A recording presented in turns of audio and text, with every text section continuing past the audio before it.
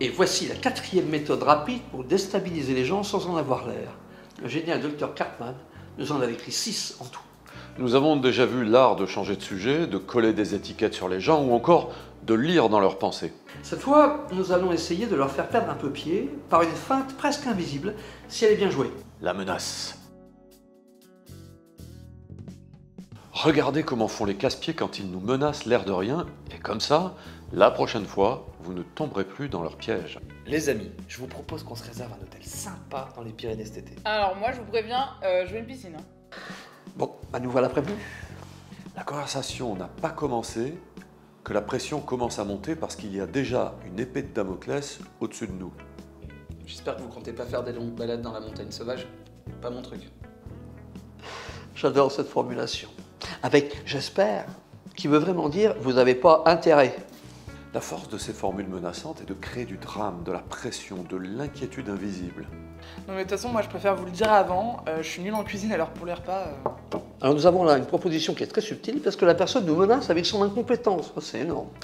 Il est fort probable que son intention cachée soit de se débarrasser le plus vite possible de la corvée de cuisine.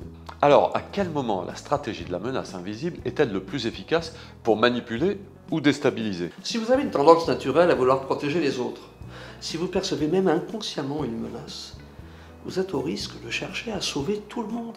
Et du coup, de vous taper tout le boulot, ou mettre votre énergie à rassurer tout le monde. T'inquiète pas Mathilde, je vais nous trouver une piscine.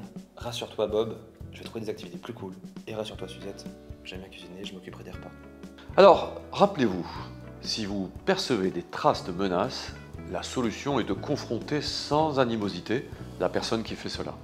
Je vous propose que nous discutions de ce que nous voulons faire, et si nous voulons le faire. Car j'ai déjà entendu 3 objections, piscine, balade, cuisine. Vérifions ce que nous avons envie de faire. Et rappelez-vous, ne vous laissez pas faire. Sinon votre manipulateur pourrait se dire... Bon, c'est facile avec Hector, il suffit de lancer une petite menace discrète et il fera tous les efforts pour moi.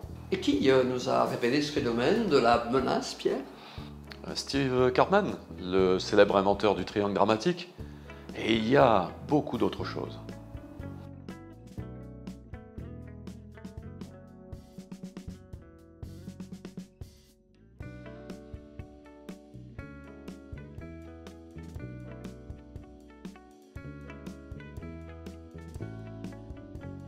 TIA